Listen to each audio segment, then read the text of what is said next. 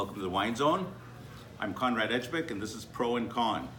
My guest today is Canadian men's figure skating champion and Olympic medalist Patrick Chan. Patrick launched a couple of wonderful, gorgeous, sparkling wines last month, along with an ice wine last year with Flat Rock Cellars. Yes. Patrick, thank you for coming on the show. I appreciate for that very having much. me. So tell me, when did you first become interested in wine? So after my second Olympic Games in 2014, I decided to take a year off away from skating, and I was just starting to get interested into wine.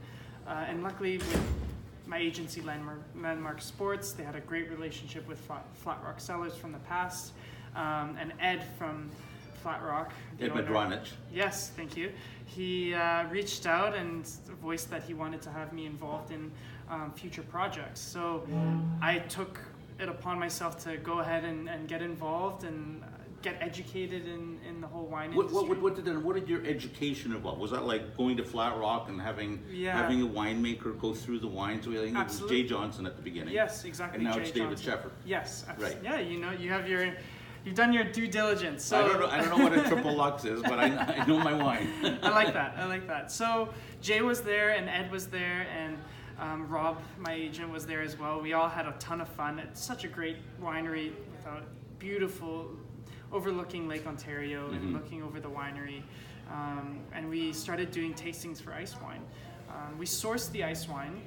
Well, of course, that's natural ice wine. Yeah, and it's difficult to grow it in-house. So we started with just tasting different types, Vidals, Rieslings, and we fell upon this one, and I really am proud of it. I had in mind, and I knew from just speaking to customers and wine drinkers, that most people don't love ice wine because it's too sweet. They don't understand about the sweetness. Yeah. And they don't know how to match it with the right things to make it really bloom. And it takes an effort, right? And most people just want it presented as it is, and that's it. And I really kept that in mind, though, when I went to go do the tastings. We did, I think, two or three tastings, and I really leaned upon this one because it was softer. It was had a lot of hints of quince and peach, which took the tartness away and the acidity.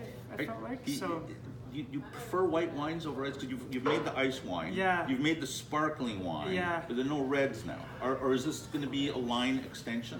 Yeah. So to speak. Yeah, I would love to move towards red wine. Yeah. I mean, just like most people, I think I started drinking white wine, and then as I progressed, I only drink red now. So, oh, really? Okay. Yeah, and unfortunately, Ontario, because of the weather and because of the soil, we mostly just grow white wine grapes. Mostly. And our best ones. Our best ones are, and if we grow red, it's Pinot, and that's the case with Flat Rock. So, I would love to get involved, and even if it's getting a white wine started, and then eventually maybe a red blend. I would love to be a part of it. Well, we're here today in the CBC building because you've just announced your retirement from professional skating, from competitive skating. Yes. And I know that you're going to move to Vancouver. You're starting your own school there. Yeah. Does that mean that the relationship with Flat Rock's going to be a little difficult from Vancouver to Ontario? Yeah, I mean, are you looking at terminating, maybe starting with a winery in British Columbia? The Okanagan, maybe. But the relationship with Flat Rock has been tremendous. And look, I spent many, many years and many, many months training in the U.S. during my competitive career. Yeah. So if anything, actually, now that I've retired, it's going to make it easier for me to travel from Vancouver to Toronto, make multiple trips. I have tons of friends. My girlfriend has tons of friends here.